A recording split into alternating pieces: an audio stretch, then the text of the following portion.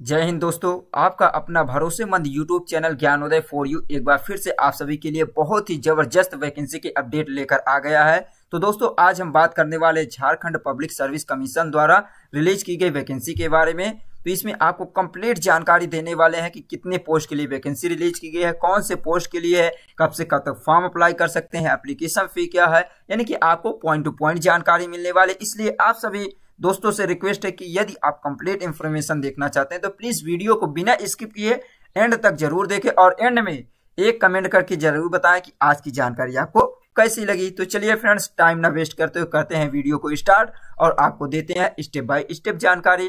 तो देखिए friends, Jharkhand public service commission यानी कि झारखंड लोक सेवा आयोग द्वारा आप सभी के लिए वैकेंसी रिलीज की गई है। कौन से पोस्ट के लिए है आपको बता दें। इसमें जो वैकेंसी रिलीज की गई है कंबाइंड सिविल सर्विस एग्जामिनेशन 2023 के लिए दिया हुआ है। तो चलिए अब इसकी कंप्लीट जानकारी आपको देते हैं। तो यहाँ पे देखिए, झारखंड लोक सेवा आयोग सर्कुलर रोड रांची द्वारा ये विज्ञापन या एडवर्टाइजमेंट जारी किया गया। एडवर्टाइजमेंट नंबर ये दिया हुआ है, झारखंड असैनिक संयुक्त असैनिक सेवा प्रतियोगी परीक्षा 2023 यानी कि Jharkhand combined civil service competitive examination 2023 यहाँ पे दिया हुआ है। एग्जाम होगा 2024 में।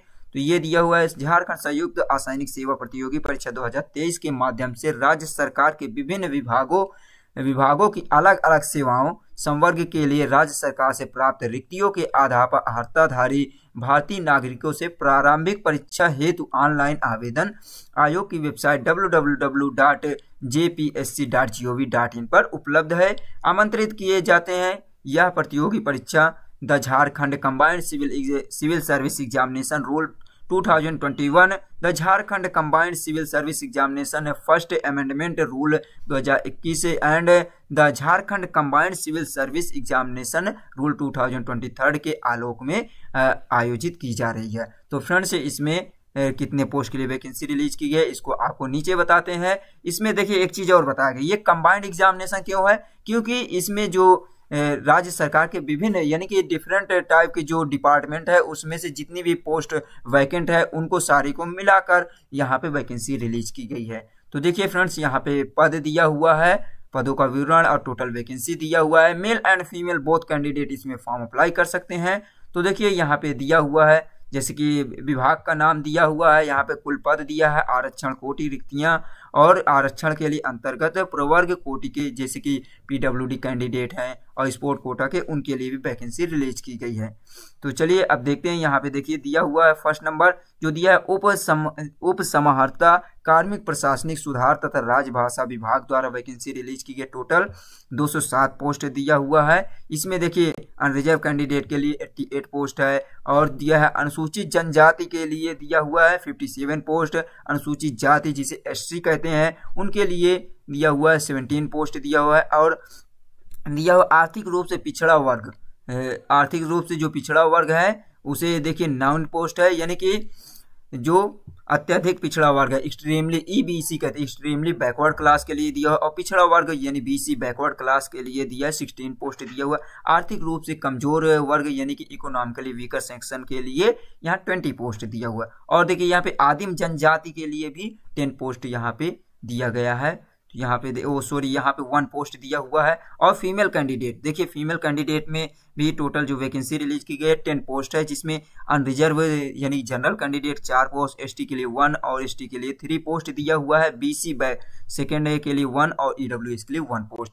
और वहीं पे स्पोर्ट कोटा के लिए भी दिया है 4 पोस्ट है। और यहाँ पे पीडब्ल्यूडी कैंडिडेट के लिए भी दिया हुआ है, जैसे कि जो विजन प्रॉब्लम है जिनको, उनके 2 पोस्ट दिया हुआ है। और जो इनको हियरिंग प्रॉब्लम है यानी कि जो सुनने में क्षमता कम होता है, बहरेपन होते हैं, ऐसे कैंडिडेट के लिए भी 3 पोस्ट दिया हुआ है। चलन यानी कि जिनको चलने में प्रॉब्लम होती है उनके लिए भी 2 पोस्ट दिया हुआ है। और इसी प्रकार टोटल जो दिया है स्वलिनता आटिम जो पौतिम निशक्तता सीखने वाला अक्षमता मानसिक रोगी या बहु निशक्तता मल्टीपल डिसेबिलिटी है उनके लिए भी 2 पोस्ट दिया हुआ है। ये किस पोस्ट के लिए था, ये उप समाहर्ता कार्मिक प्रशासनिक सुधार और राजभाषा विभाग द्वारा रिलीज की गई। और देखिए ये पुलिस उपाधीक्षक के लिए भी दिया हुआ है। तो फ्रेंड्स यहाँ पे एक डिपार्टमेंट की बता दी, इसमें आपको लगभग 10 विभागों द्वारा वैकेंसी रिलीज की गई अलग अलग डिपार्टमेंट के अलग अलग पोस्ट के लिए। तो जैसे कि ये फर्स्ट नंबर तो ऑलरेडी आपको बता चुके हैं कि ये deputy collector personnel department of administration द्वारा रिलीज की गई है। इसमें टोटल 207 पोस्ट है और यहाँ पे ये था। और उसके बाद ये दिया हुआ है जो दिव्यांग कैंडिडेट के लिए, फीमेल कैंडिडेट के लिए। नेक्स्ट जो डिपार्टमेंट है, कौन सा डिपार्टमेंट द्वारा दिया हुआ है, होम जेल एंड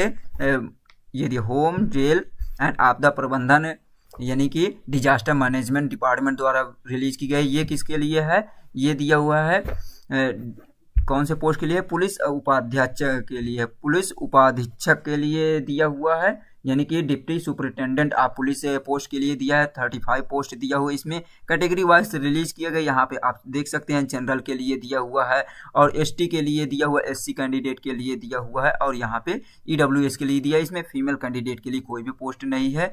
नेक्स्ट देखिए जो दिया हुआ है कौन से विभाग द्वारा रिलीज की गई है, वाणिज्य कर विभाग द्वारा दिया गया, यानी कमर्शियल टैक्स डिपार्टमेंट द्वारा रिलीज की गई है। राज्य कर पदाधिकारी के लिए दिया हुआ है, यानी स्टेट टैक्स ऑफिसर के लिए वैकेंसी रिलीज की गई है। 56 पोस्ट दिया हुआ है। नेक्स्ट देखिए दिया हुआ है यहाँ पे कारा अधीक्षक के लिए दिया है, यानी कि ये जो दिया हुआ है जेल सुपरिटेंडेंट के लिए दिया हुआ है। ये भी कौन से डिपार्टमेंट द्वारा रिलीज किए गए हैं, 2 पोस्ट है। इसमें भी home jail and disaster management department द्वारा रिलीज किए गए हैं। नेक्स्ट देखिए दिया हुआ कौन से डिपार्टमेंट द्वारा दिया हुआ है, यहाँ पे देखिए स्कूली शिक्षा एवं साक्षरता विभाग द्वारा भी रिलीज किया गया है, यानी कि जो स्कूली शिक्षा है उनके द्वारा रिलीज किए। कौन से पोस्ट के लिए है, झारखंड शिक्षा सेवा श्रेणी मूल कोड के लिए दिया हुआ है। इसमें 10 पोस्ट दिया हुआ है। और देखिए जो दिया है जिला समादेष्टा के लिए दिया है, यानी डिस्ट्रिक्ट कमांडर के लिए दिया हुआ है। होम कारा एंड आपदा प्रबंधन विभाग द्वारा रिलीज की गई 1 पोस्ट दिया हुआ है।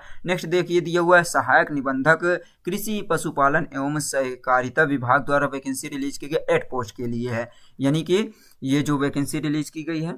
तो ये जो वैकेंसी रिलीज की गई असिस्टेंट रजिस्ट्रार के लिए दिया हुआ एग्रीकल्चर और एनिमल हस्बेंड्री एवं कोऑपरेशन डिपार्टमेंट द्वारा रिलीज की गई है। इसमें 8 पोस्ट है। और श्रम अधीक्षक के लिए भी दिया हुआ है, यानी कि लेबर सुपरिटेंडेंट के लिए वैकेंसी 14 पोस्ट दिया हुआ है। ये कौन से डिपार्टमेंट द्वारा दिया गया है, यहाँ देख सकते हैं ये श्रम नियोजन प्रशिक्षण एवं कौशल विकास विभाग द्वारा रिलीज की गई है। प्रोबेशन पदाधिकारी के लिए भी दिया हुआ है, यानी कि प्रोबेशन ऑफिसर के लिए भी है। कौन से डिपार्टमेंट द्वारा है, ये भी यहाँ पे डिपार्टमेंट यहाँ पे शो कर रहा है, गृह कारा एवं आपदा प्रबंधन विभाग द्वारा, यानी कि home jail and disaster management department द्वारा 6 पोस्ट के लिए वैकेंसी रिलीज की गई है। यहीं पे देखिए दिया निरीक्षक उत्पाद यानी कि एक्साइज इंस्पेक्टर के लिए भी वैकेंसी रिलीज की गई है, 3 पोस्ट के लिए है। कौन से डिपार्टमेंट है, यहाँ पे एक्साइज एवं ये दिया हुआ है मद्य निषेध डिपार्टमेंट द्वारा रिलीज किए गए। तो इस प्रकार टोटल जो वैकेंसी रिलीज की है फ्रेंड्स, ओवरऑल इसमें 342 पोस्ट 342 पोस्ट के लिए है। यहाँ पे जनरल के लिए दिया हुआ है, एसटी कैंडिडेट के लिए इतना पोस्ट है और एससी के लिए यहाँ पे ये दिया है, ईबीसी के लिए दिया हुआ है। तो इस प्रकार डिवाइड किया गया है। और यहाँ पे ये देखिए 29 पोस्ट फीमेल कैंडिडेट के लिए दिया हुआ है। तो ये था इस प्रकार टोटल वैकेंसी का वो। अब देखिए फ्रेंड्स इसमें सैलरी आपको कितना प्रोवाइड की जाएगी, यहाँ पे सैलरी देखिए दिया उप समहर्ता के लिए दिया हुआ है, यानी कि लगभग सभी के लिए जो सैलरी है और उसके साथ साथ आपको ग्रेड पे 5400 दिया हुआ है। तो इस प्रकार सभी के लिए दिया हुआ है, जैसे कि उप समहर्ता के लिए दिया हुआ है इतना दिया हुआ है। तो अलग अलग पोस्ट के लिए सभी के लिए 34,800 तक की सैलरी दिया हुआ है, 9,300 से लेकर इतना दिया हुआ है। तो अलग अलग पोस्ट के लिए वैकेंसी रिलीज की गई है। तो टोटल कितने पोस्ट हैं, 10 पोस्ट दिया हुआ है, जिसमें से डिप्टी कलेक्टर के लिए दिया हुआ है, सुपरिटेंडेंट ऑफ पुलिस दिया हुआ है, राज्य कर यानी स्टेट टैक्स ऑफिसर के लिए दिया हुआ, कारा अधीक्षक के लिए, जेल सुपरिटेंडेंट के लिए दिए, झारखंड के जो शिक्षा विभाग से है, जिला समादेष्टा जिला डिस्ट्रिक्ट कमांडर के लिए है, सहायक निबंधक के लिए असिस्टेंट रजिस्ट्रार, श्रम अधीक्षक लेबर सुपरिटेंडेंट के लिए, प्रोबेशन ऑफिसर के लिए और निरीक्षक उत्पाद यानी एक्साइज इंस्पेक्टर जैसे पोस्ट के लिए वैकेंसी रिलीज की गई है। इसमें एजुकेशन क्वालिफिकेशन क्या होनी चाहिए, candidate must hold a degree of any universities incorporated by act of central and state legislature in India or other educational institution established by an act of parliament or declared to be deemed as a university under section 3 of university grant commission act 1956 are foreign university approved by central government from time to time are process to equivalent qualification. तो friends आपके पास किसी भी degree होनी चाहिए, ये university से होनी चाहिए, ग्रेजुएशन की डिग्री होनी चाहिए, किसी भी आपके सब्जेक्ट से होनी चाहिए, वो नहीं है। अब इसमें देखिए आपकी एज की कैलकुलेशन कब किया जाएगा, क्या दिया है, उम्र की गणना कार्मिक प्रशासनिक सुधार राजभाषा विभाग के संकल्प संख्या 506 दिनांक दिया हुआ है 25 जनवरी 2024 के आलोक के संयुक्त असैनिक सेवा प्रतियोगिता परीक्षा 2003 में सम्मिलित 23 में सम्मिलित होने वाले अभ्यर्थियों की अधिकतम उम्र की गणना 1 अगस्त 2017 एवं न्यूनतम उम्र की गणना 1 अगस्त 2024 के आधार पर दी जाएगी। तो ये था, और इसमें आपकी एज लिमिट क्या दिया हुआ है, देखिए अलग अलग कैटेगरी वाइज यहाँ पे डिवाइड किया गया है एज का लिमिट। जैसे कि a candidate should have completed to minimum age of 21 year इसमें सभी कैंडिडेट के लिए होनी चाहिए। और इसके बाद अपर एज लिमिट में देखिए सभी के लिए अलग अलग है। जैसे upper age limit for unreserve category is 35 दिया अनरिजर्व कैंडिडेट जनरल कैंडिडेट के लिए एज पर resolution memo 29 number 29 date 4 January 2001 personal administration reform and Rajyasabha department government of Jharkhand upper age limit economically weaker section EWS is 35। तो इसमें देखिए दिया हुआ है 21 साल और सभी दिया हुआ मैक्सिमम 35 ईयर होनी चाहिए। और दिया है इसमें कैटेगरी वाइज से रिलैक्सेशन में जैसे दिया हुआ है एक्सट्रीमली बैकवर्ड क्लास EBC या बैकवर्ड क्लास के लिए 37 यानी 2 साल की इसमें छूट दी जा रही है। 35 साल दिया है मैक्सिमम, 2 ईयर रिलैक्सेशन है। फीमेल जो अनरिजर्व एक्सट्रीमली बैकवर्ड क्लास है और बैकवर्ड क्लास से हैं उनके लिए दिया हुआ 38 साल दिया हुआ है। और शेड्यूल ट्राइब और शेड्यूल कास्ट यानी कि SC ST कैंडिडेट की जो फीमेल है वो मेल एंड फीमेल दोनों के लिए 40 साल दिए, यानी कि 5 साल की इसमें रिलैक्सेशन दिया जा रहा है। PWD या दिव्यांग कैंडिडेट के लिए 10 साल की छूट दिया जा रहा है। एक्स सर्विसमैन के लिए भी 5 ईयर की रिस्पेक्टिव कैटेगरी के लिए छूट दी जा रही है। तो ये था एज का रिलैक्सेशन। और दिया हुआ number of attempts there shall be no limitation number of attempt if a candidate are eligible otherwise. तो फ्रेंड्स इसमें कहा जा रहा है आप कितने अटेम्प्ट में इसमें आप एग्जाम दे सकते हैं। तो इसमें कोई भी लिमिट नहीं, आप एलिजिबल होने चाहिए, इसके सारे एजुकेशन क्वालिफिकेशन एज लिमिट वगैरह सारे आपके होने चाहिए, तो आप इसमें कितनी भी बार पेपर दे सकते हैं। और देखिए जाति प्रमाण पत्र वगैरह ये सब दिया हुआ है, तो ये आपको प्रोवाइड करना होगा। जैसे कि रिजर्वेशन चाहिए तो, और इसकी ऑफिशियल वेबसाइट ये दिया हुआ झारखंड के लिए। नेक्स्ट देख लेते हैं फ्रेंड्स, और जो आपके लिए है जैसे कि देखिए खेलकूद कोटा के अंतर्गत आपको रिजर्वेशन मिलेगा। जैसे कि ये दिया हुआ आपके पास ये सर्टिफिकेट होना चाहिए, जैसे अंतर्राष्ट्रीय ओलंपिक कमेटी एंड उनमें से संबंधित फेडरेशनों द्वारा आयोजित प्रतियोगिता में आपके पास मेडल की अचीवमेंट होना चाहिए, उपलब्धि होनी चाहिए। नेक्स्ट दिया जैसे भारत ओलंपिक संघ एवं उससे संबद्ध फेडरेशनों द्वारा आपके पास राष्ट्रीय चैंपियनशिप स्तर पर आपका प्रतियोगिता में फर्स्ट रैंक होनी चाहिए, प्रथम स्थान होना चाहिए। और राष्ट्रीय स्तर की प्रतियोगिता यानी कि नेशनल लेवल की जो आपके पास कंपटीशन का विश्व रिकॉर्ड हो, इनमें से कुछ है तो भी आप इसके लिए एलिजिबल हैं। और कुछ इंस्ट्रक्शन दिया हुआ है, जैसे कि अभ्यर्थी द्वारा ऑनलाइन आवेदन में आरक्षण कोटि से संबंधित किए गए दावे नियुक्ति की प्रक्रिया के बीच बदलाव नहीं किया जा सकता है। अभ्यर्थी अपने ऑनलाइन आवेदन में किए गए दावे के अनुसार मूल प्रमाण पत्रों को प्रस्तुत करने की अंतिम तिथि व उनके अंतर्विच्छा हेतु अभिलेख सत्यापन के क्रम में प्रस्तुत करने की तिथि होगी। तो इसमें ये दिया है कि आपको ओरिजिनल डॉक्यूमेंट प्रोवाइड करना होगा जब आपका डॉक्यूमेंट वेरिफिकेशन वगैरह होगा। जांच के लिए दिया है यानी मेडिकल, इसमें आपका फिटनेस की जो जांच होगी उसके लिए दिया है नियुक्त उम्मीदवार शारीरिक एवं मानसिक रूप से स्वस्थ होने की अनिवार्यता रहेगी और सरकारी सेवक के रूप में अपने कर्तव्यों का निर्वहन हेतु आवश्यक शारीरिक एवं मानसिक स्वास्थ्य मापदंडों के अनुरूप होगा। उनमें वैसे सभी चिकित्सक जांचों में उत्तीर्ण होना होगा जो कि ये सरकार द्वारा अधिसूचित किया गया है। तो ये मेडिकल टेस्ट में ये तो पास होना बहुत ही जरूरी है। और देखिए क्या क्या चेक किया जाएगा, शरीर में हड्डियों को जोड़ों का कोई रोग ना हो, ये सब दिया है। जैसे BP वगैरह है ये सब चेक करेंगे, किसी भी प्रकार के आपको डिसेबिलिटी नहीं होनी चाहिए, और तो ये सब चेक करेंगे। ये तो आप सभी के लिए है, हर वैकेंसी में ये सब चीज़ होता है।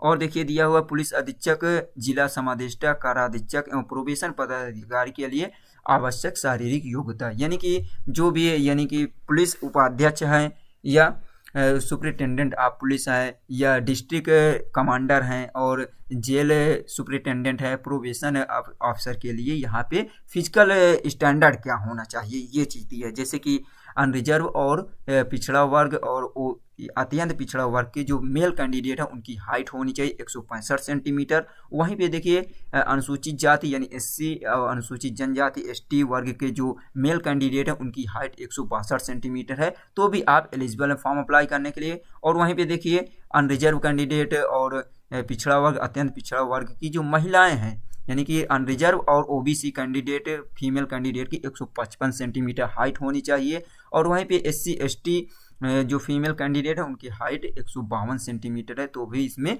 फॉर्म अप्लाई करने के लिए एलिजिबल हैं। समान वर्ग के तथा अति पिछड़ा वर्ग के पुरुष के लिए सीना की न्यूनतम माप होनी चाहिए 81 सेंटीमीटर बिना फुलाए और 5 सेंटीमीटर आपका फुलाए होना चाहिए। अनुसूचित जाति के लिए वहीं पे देखिए बिना फुलाए सीना दिया है 79 सेंटीमीटर। तो इसमें केवल मेल कैंडिडेट का चेस्ट मेजरमेंट होता है, ये एलिजिबल है। और उसमें 81 सेंटीमीटर दिया हुआ है जनरल ओबीसी कैंडिडेट के लिए, और जो एससी एसटी कैंडिडेट के लिए 79 सेंटीमीटर दिया हुआ है। प्लान ऑफ एग्जामिनेशन की आप जानकारी दे देते हैं फ्रेंड्स। वीडियो लॉन्ग हो जाती है, हमारी वीडियो हमेशा लॉन्ग हो जाती है क्योंकि हम पॉइंट टू पॉइंट जानकारी देते हैं ताकि आप सभी स्टूडेंट को किसी भी प्रकार का कोई डाउट ना रहे। तो देखिए फ्रेंड्स, प्लान ऑफ एग्जामिनेशन की क्या योजना है। Jharkhand combined civil service examination comprise 2 successive stage, तो 2 स्टेज होगा। इसमें देखिए दिए combined civil examination pre exam होगा, इसमें ऑब्जेक्टिव टाइप का होगा for selection of candidate mains exam written examination. तो इसमें आपको प्री एग्जाम होगा, मेंस एग्जाम होगा। प्री में जो क्वालिफाई करेगा वही मेंस एग्जाम देगा। तो ये था फ्रेंड्स 2 स्टेज में आपका इसमें होगा। और प्री एग्जाम में आपको देखिए किस प्रकार शेड्यूल किया गया। Examination cell comprise 2 compulsory paper, इसमें 2 कंपलसरी पेपर होंगे, 200 मार्क्स के होंगे प्रत्येक क्वेश्चन, और namely general study first and general study second. तो प्री एग्जाम में जनरल स्टडी मतलब समान अध्ययन से 2 क्वेश्चन 2 पेपर होंगे जिसमें 200 मार्क के होंगे। और all question compulsory paper will be objective type से multiple choice question, each paper will be 2 hours duration. तो इसमें 2 घंटे का प्रत्येक पेपर होगा और ऑब्जेक्टिव टाइप का होगा दोनों क्वेश्चन। और देखिए दिया the question paper will be both in language Hindi and English, Hindi और इंग्लिश दोनों लैंग्वेज में पेपर होने वाला है। Selection list main written examination shall be prepared on the basis of total mark obtained both paper, however the minimum qualifying marks will be as a prescribe as the rule 17 of Jharkhand combined civil service examination amendment second amendment rule 2023। तो इसमें आपका जो friends mains में दोनों में आपको number आने चाहिए, उसके अकॉर्डिंग आपकी मेरिट लिस्ट पर बनेगी प्री एग्जाम मेंस एग्जाम के लिए। तो ये था। और देखिए दिया हुआ है कुछ जानकारी दे देते हैं। इसमें आपको जैसे ही प्री एग्जाम होगा रिजल्ट आएगा उसमें 15 गुना यानी 15 टाइम्स कैंडिडेट को यहाँ पे बुलाया जाएगा मेंस के लिए। नेक्स्ट देखिए मेंस एग्जाम होगा, इसमें देखिए the mains exam will consist of written examination and interview test. तो मेंस एग्जाम में आपका रिटन एग्जाम भी होगा और इंटरव्यू होगा। Written examination of consist 6 paper detailed in para 20 of advertisement. तो इसमें पैराग्राफ 6 देखना होगा। इसमें आपका रिटन एग्जामिनेशन में 6 पेपर होगा और इंटरव्यू को लेकर ये देखिए फ्रेंड्स। और उसके बाद क्या दिया, selection list interview for interview test shall be prepared on the basis of total mark obtained in paper second, यानी mains paper second to paper 6। तो इसमें 6 पेपर होगा। 6 पेपर में जो 5 पेपर दिया है इनमें से सभी को के जो मार्क्स होंगे उसके अकॉर्डिंग आपकी जो मेरिट लिस्ट तैयार की जाएगी इंटरव्यू के लिए। तो ये दिया हुआ है। और देख लेते हैं फ्रेंड्स कुछ इंपॉर्टेंट पॉइंट जो कि आपके लिए यदि इंपॉर्टेंट है तो उसकी भी जानकारी दे देते हैं। क्राइटेरिया दिया प्रिपरेशन ऑफ सिलेक्शन लिस्ट, आपकी क्राइटेरिया क्या होनी चाहिए, कितने % आपका होना चाहिए। SC ST कैंडिडेट की 32% मिनिमम क्वालिफाइंग मार्क दिया हुआ है।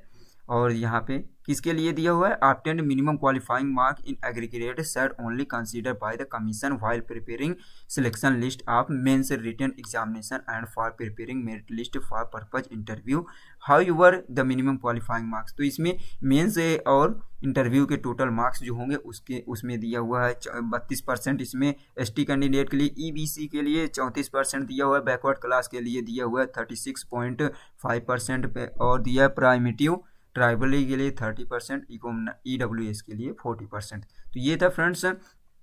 और देखिए सर्विस एलोकेशन के लिए दिया, किस प्रकार आपको सर्विस के लिए डिवाइड किया जाएगा, ये सारी जानकारी आपको तो मेंस एग्जाम और उसके बाद होगा। रिकमेंडेशन वगैरह दिया हुआ है, ये सब आप देख लेना फ्रेंड्स। कैंडिडेचर दिया हुआ है, the decision commission to eligibility of otherwise admission to examination shall be final. तो आपको फ्रेंड्स इसमें किसी भी प्रकार के एग्जाम के टाइम मिसबिहेव नहीं करना है, नहीं तो आपका कैंडिडेचर आपका क्या किया जाएगा, यानी रद्द कर दिया जाएगा। और प्री एग्जाम के लिए pre exam will consist 2 paper objective types, already बताया जा चुका है कि 200 का 2 पेपर होगा, 400 मार्क्स के होंगे। और देखिए ये सब आपको बता दीजिए, सिलेबस से आप चेक कर सकते हैं फ्रेंड्स। इसमें जनरल स्टडी 1, जनरल स्टडी 2 के लिए ये सब दिया हुआ है, जनरल स्टडी 3 क्वेश्चन ये सब आप देख सकते हैं। क्योंकि फ्रेंड्स ये देखिए दिया हुआ है सेकंड जो जनरल स्टडी पेपर सेकंड के लिए कौन कौन से सब्जेक्ट से होंगे, ये आप चेक कर सकते हैं। और एग्जामिनेशन मेन एग्जामिनेशन के लिए देखिए दिया हुआ 3 घंटे का समय दिया हुआ है, 100 मार्क्स के होंगे। General Hindi, general English having separated section में होगा, इसमें ये दिया हुआ है। तो ये था फ्रेंड्स। और देखिए पेपर 2 दिया हुआ, पेपर 3, पेपर 4 यानी पेपर 5 पेपर आपका होगा। टोटल जो मार्क्स होगा मेंस में 950 मार्क्स होंगे। डिस्क्रिप्टिव टाइप दिया हुआ है, सभी डिस्क्रिप्टिव टाइप के होने वाला है इसमें मेंस एग्जाम। और देखिए फ्रेंड्स कुछ देख लेते हैं इंटरव्यू में। देखिए मुख्य परीक्षा सफल होने के बाद यानी मेंस में जो क्वालिफाई होते हैं उनके लिए फिर 100 अंकों का यानी 100 मार्क्स का इंटरव्यू होने वाला है। इसमें आपको क्वालिफाई करना होगा, क्वालिफाई के बाद आपका मेडिकल टेस्ट वगैरह होगा, फिर फाइनल सिलेक्शन होगा। तो उम्मीद करते हैं कि फ्रेंड्स आज की जानकारी आपको अच्छी लगी होगी। और देखिए इसमें आपको एग्जामिनेशन के लिए एप्लीकेशन फ़ी कितना होगा, इसमें देखिए पहले बात तो आपको क्रेडिट कार्ड, डेबिट कार्ड या नेट बैंकिंग के थ्रू आपको एप्लीकेशन फ़ी पेमेंट करना होगा। यहाँ पे दिया हुआ है पेमेंट के लिए, ये ऑफिशियल वेबसाइट दिया हुआ है। और इसमें देखिए दिया हुआ है अनारक्षित यानी कि अनारक्षित आर्थिक रूप से कमजोर नागरिकों वर्ग EWS और अत्यंत पिछड़ा वर्ग, अनुसूचित 1, पिछड़ा वर्ग, अनुसूचित 2 एवं श्रेणी के उम्मीदवार के लिए परीक्षा शुल्क 100 रुपये, यानी कि जनरल, OBC, EBC, EWS के लिए 100 रुपये। बाकी सभी कैंडिडेट जो SC ST कैंडिडेट हैं, SC ST है, उनके लिए 50 रुपये एप्लीकेशन फ़ी देना होगा। और देखिए आपका एप्लीकेशन फ़ी रिफंड नहीं किया जाएगा। और देखिए आवेदन भरने के लिए दिए झारखंड पब्लिक सर्विस कमीशन की वेबसाइट पे आपको जाना होगा, ऑनलाइन एप्लीकेशन के माध्यम से ही स्वीकार किया जाएगा। तो ये सब देख सकते हैं। और इसमें आपको फॉर्म अप्लाई से पहले आपका ईमेल ID और रजिस्टर्ड मोबाइल नंबर आपका एक्टिव होना चाहिए। और ये एक्टिव तब तक रहना चाहिए जब तक आपका फाइनल सिलेक्शन नहीं हो जाता है। तो इस प्रकार दिया है। और देखिए ऑनलाइन आवेदन पत्र भरने से पहले आपको हाउ टू अप्लाई, कैसे फॉर्म अप्लाई करना है उसको आपको पूरी तरह से रीड कर लेना है। फिर ऑफिशियल वेबसाइट पे यहाँ पे मिलेगी जानकारी। और हेल्पलाइन नंबर भी दिया हुआ है, हेल्पलाइन नंबर से आप आवेदन की अंतिम तिथि तक ये 10 बजे से लेकर 5 बजे तक संपर्क कर सकते हैं। ये देखिए दिया, पहला जो दिया हुआ है ये फॉर्म अप्लाई से रिलेटेड है, और सेकंड जो हेल्पलाइन नंबर दिया हुआ है ये आपको पेमेंट से रिलेटेड दिया हुआ है। आप इसमें कर सकते हैं, कॉल करके अपना सॉल्यूशन ले सकते हैं। स्पोर्ट कोटा से रिलेटेड कुछ जानकारी दिया है। अब देखिए इंपॉर्टेंट डेट देखिए, इसका ऑनलाइन एप्लीकेशन 1 फरवरी से स्टार्ट हो चुका है, यानी कि 1 फरवरी से स्टार्ट है। लास्ट डेट जो दिया 29 फरवरी 2023 दिया हुआ है। और पेमेंट के लिए जो लास्ट डेट दिया 1 मार्च 2024 दिया हुआ है। 1 मार्च तक आप पेमेंट कर सकते हैं। तो फ्रेंड्स आज की जानकारी उम्मीद करते हैं कि अच्छी लगी हो। यदि जानकारी अच्छी लगी हो तो प्लीज़ हमारे चैनल ज्ञानोदय फॉर यू को लाइक, शेयर, सब्सक्राइब करना ना भूलें, क्योंकि बहुत मेहनत करते हैं फ्रेंड्स, वीडियो लॉन्ग हो जाती है लेकिन आपको कंप्लीट इन्फॉर्मेशन देते हैं। तो चलिए गाइस मिलते हैं नेक्स्ट वीडियो में। आज की वीडियो कैसी लगी प्लीज़ कमेंट करके जरूर बताएं। Thanks for watching. जय हिंद, जय भारत।